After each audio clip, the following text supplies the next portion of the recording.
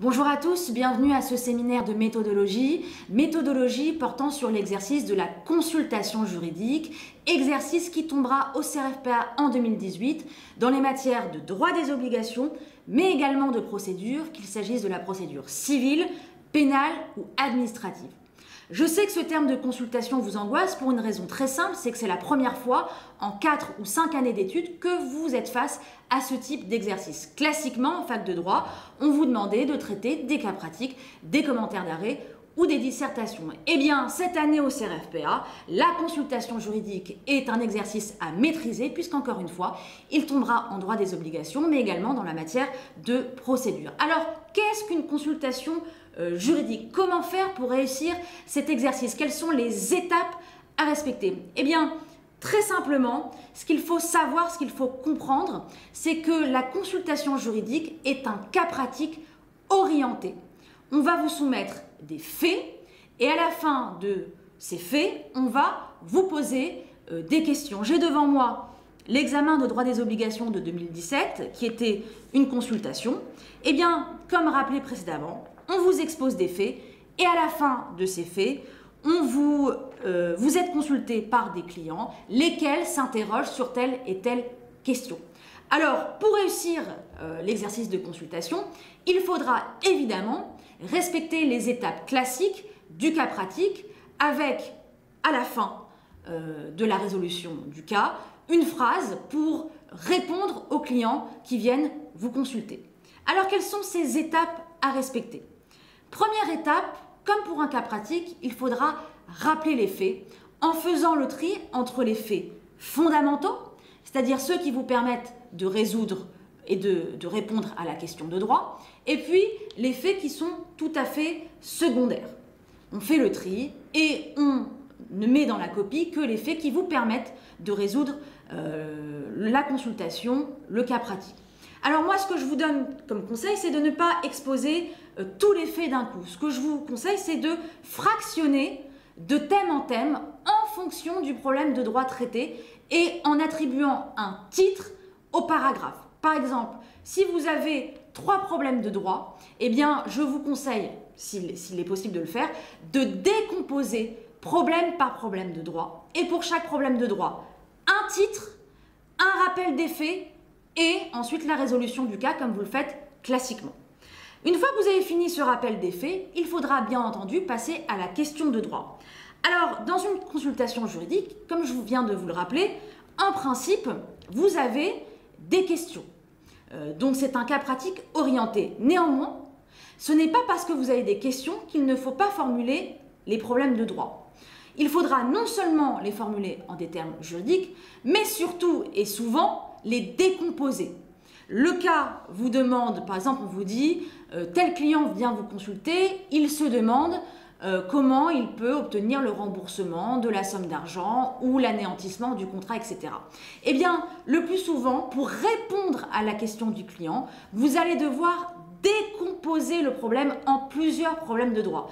Et plus vous décomposerez les problèmes de droit, plus vous aurez du sens dans votre raisonnement et plus vous aurez une chance de rendre des copies claires avec des raisonnements fluides. Donc je répète, rappel des faits, première étape. Deuxième étape, question de droit. Troisième étape, c'est bien entendu l'exposé de la règle de droit. Et ce qui est fondamental dans l'exposé de la règle de droit, c'est de toujours citer un fondement juridique.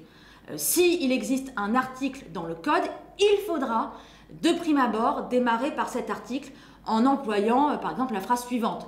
Au terme de l'article L1124-2 de tel code, il est prévu que, et là vous avancez la règle de droit. S'il existe des jurisprudences venant préciser, compléter la règle de droit, eh bien cette troisième étape est l'occasion d'avancer la règle de droit jurisprudentielle venant compléter ou préciser la règle de droit prévue par le code civil, procédure civile ou autre code en fonction de la matière. Donc l'exposé de la règle de droit est fondamental, mais ce qui est très important, c'est de cibler la bonne règle de droit, ni plus ni moins. Il ne s'agit pas d'une récitation de cours, il ne s'agit pas d'un commentaire d'arrêt. Lorsqu'un client va venir vous voir, lorsque vous serez avocat, il attend une réponse à sa question précise. Lorsque vous irez devant un juge, le juge attend l'article qui permette de résoudre le problème de droit. Et c'est en ça que l'étudiant peut parfois commettre des erreurs en commençant par réciter son cours. Il ne s'agit pas d'une récitation de cours. Vous devez aller à l'essentiel. Je cite la règle de droit précise qui permet de répondre à la question posée. Et s'il existe des jurisprudences, alors je vais également les citer. Donc pas trop, suffisamment pour répondre aux problèmes de droit avec à chaque fois un fondement juridique, article du code et ou jurisprudence. Une fois que vous avez exposé cette règle de droit, il faudra alors passer à la quatrième étape. C'est l'étape que j'intitule « en l'espèce ». C'est-à-dire qu'il conviendra de vérifier si, en l'espèce, la règle de droit peut s'appliquer. Si, en l'espèce, les conditions précitées pour appliquer la règle de droit sont ou non remplies. Et donc, vous débuterez votre paragraphe par l'intitulé « en l'espèce » pour montrer au correcteur que vous êtes en train d'appliquer la règle de droit au fait de l'espèce.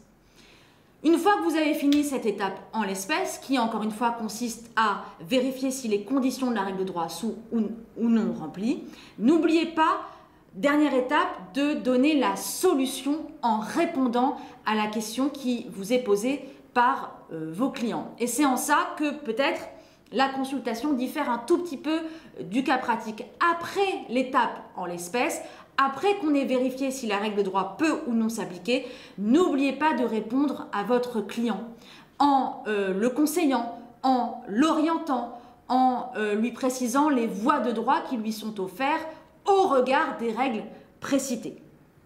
Et donc, finalement, la consultation juridique est ni plus ni moins un cas pratique orienté. Je vais maintenant vous donner quelques conseils pratiques pour améliorer la qualité de votre copie.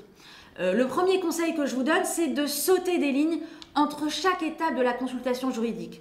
Rappel des faits, question de droit, règles de droit, en l'espèce et en conséquence, on donne la solution. Sautez des lignes, espacez, rendez une copie claire, fluide, avec une excellente présentation. Pourquoi c'est fondamental?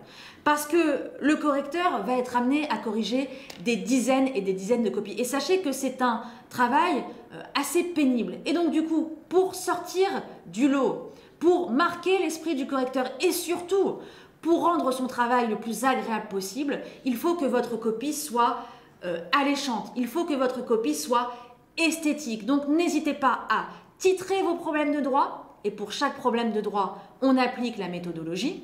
D'autant plus que le titrage va permettre à votre correcteur de savoir où vous en êtes dans votre raisonnement. Et c'est aussi la raison pour laquelle c'est important de mettre des titres au début de chaque développement. Mais ça va lui permettre également une lecture plus fluide et c'est comme ça que vous gagnerez du temps. Le deuxième conseil que je vous donne est de prévoir au moins 10 minutes de relecture pour relire votre copie. C'est fondamental. Quand on est dans le feu de l'action, on peut commettre des erreurs, tant sur le fond que sur la forme, un mot qui manque et du coup une phrase qui n'a plus aucun sens. Donc c'est primordial, fondamental. Prévoyez dans votre planning, prévoyez dans la gestion du temps 10 minutes pour relire votre copie. Et cette relecture va vous permettre non seulement de gommer les coquilles, mais également de gommer les fautes d'orthographe, faute de syntaxe ou faute sur le fond.